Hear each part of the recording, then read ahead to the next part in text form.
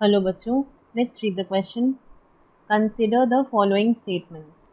The recipient's serum should not contain antigens similar to the RBC of the donor.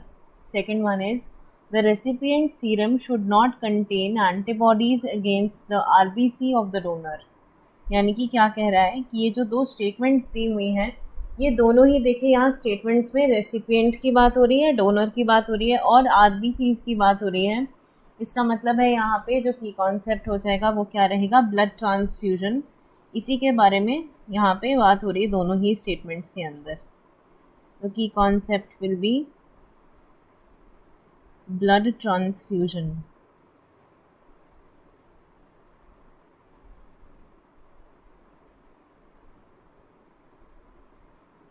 अब देखिए blood transfusion जो है ये एक जनरल टेक्निक हो गई है, जहाँ पर अगर किसी को खून की ज़रूरत होती है तो उसे किसी सिमिलर मैचिंग ब्लड ग्रुप के व्यक्ति से खून लेकर के उसे ट्रांसफ़र किया जाता है। तो जो खून रिसीव कर रहा है उसे हम कहते हैं रेसिपिएंट, और जो खून डोनेट कर रहा है उसे हम कहते हैं डोनर। और यहाँ पे ब्लड ट्रांसफ्यूजन के दौरान बहुत इस बात का ध्यान रखा जाता है कि blood matching is very essential.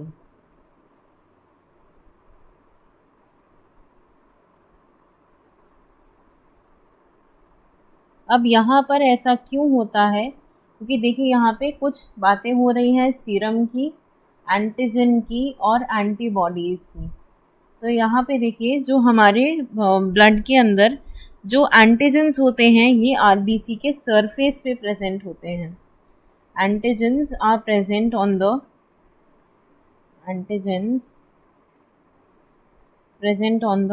surface of RBC.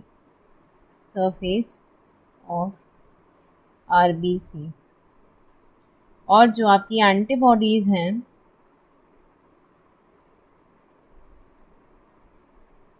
ये कहाँ प्रेजेंट होती हैं? ये प्रेजेंट होती हैं प्लाज्मा में, ब्लड प्लाज्मा में। प्लाज्मा माने blood minus RBC is all plasma. तो एंटीजन प्रेजेंट होते हैं आरबीसी के सरफेस पे। ये डोनर और रेसिपिएंट के एंटीजन्स मैच करने चाहिए। देखिए यहाँ पे नेक्स्ट हमने एक टेबल बनाई हुई है। यहाँ पे देखिए जैसे ये आरबीसी टाइप है, अगर किसी का ब्लड ग्रुप ए है तो यहाँ पे देखिए इसके ये आरबीसी है और इसके सरफेस पे ये देखिए कुछ यहाँ पे एंटीजन्स लगे हुए हैं। There are some antigens present here. ये देखिए यहाँ पे ए वाले में भी लगे हैं, बी में भी लगे हैं, इसी तरीके से। तो यहाँ पे एंटीजन्स जो हैं वो क्या होने चाहिए, मैच होने चाहिए डोनर और रेसिपिएंट के, और एंटीबॉडीज मैच नहीं होनी चाहिए।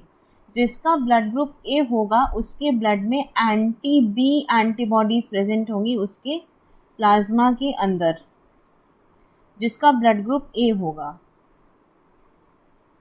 और जब हम प्लाज्मा की बात कर रहे हैं या सीरम की बात कर रहे हैं तो यहाँ पे एंटी बी एंटीबॉडीज प्रेजेंट होनी चाहिए जिनका ब्लड ग्रुप ए है, और जो एंटीजन्स हैं वो सेम होने चाहिए। डोनर में, रेसिपिएंट में सेम एंटीजन प्रेजेंट होना चाहिए, ए एंटीजन। उसी तरीके से जिनका ब्लड ग्रुप बी है उनके सरफेस पे देखिए बी एंटीजन प्रेजेंट है सब जगह।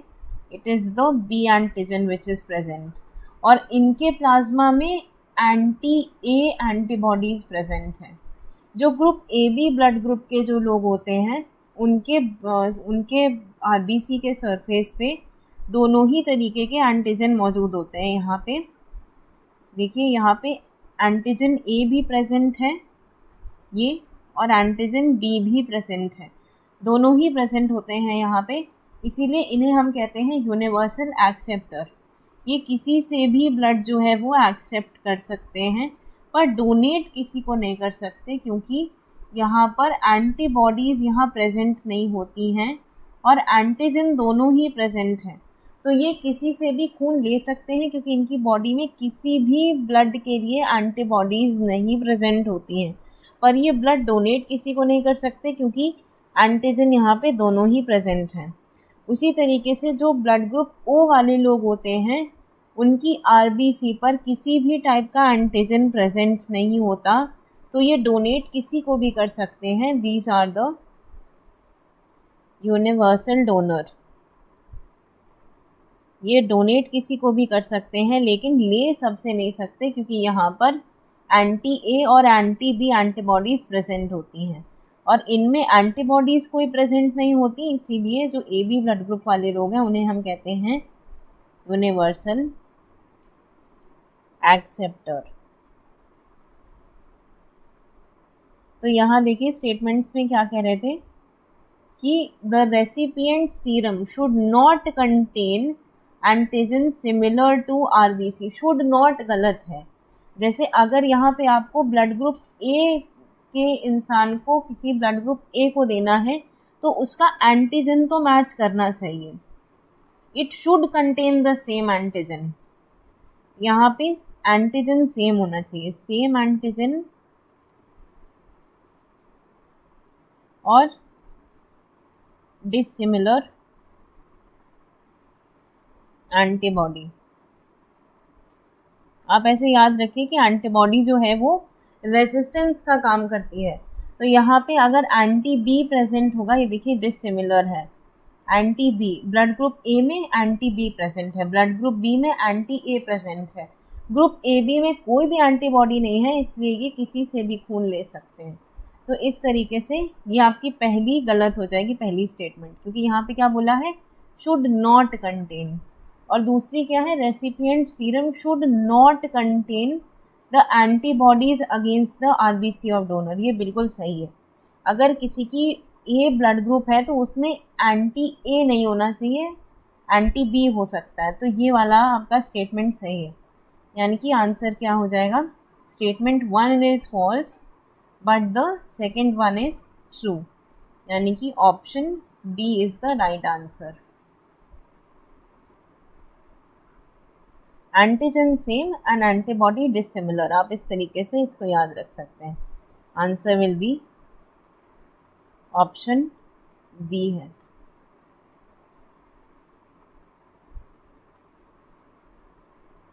यहाँ पर जो डोनर और रेसिपिएंट है उसका एंटीबॉडीज जो है वो डिफरेंट होना चाहिए और एंटीजन सेम होना चाहिए। I hope you understood it well. Best of luck.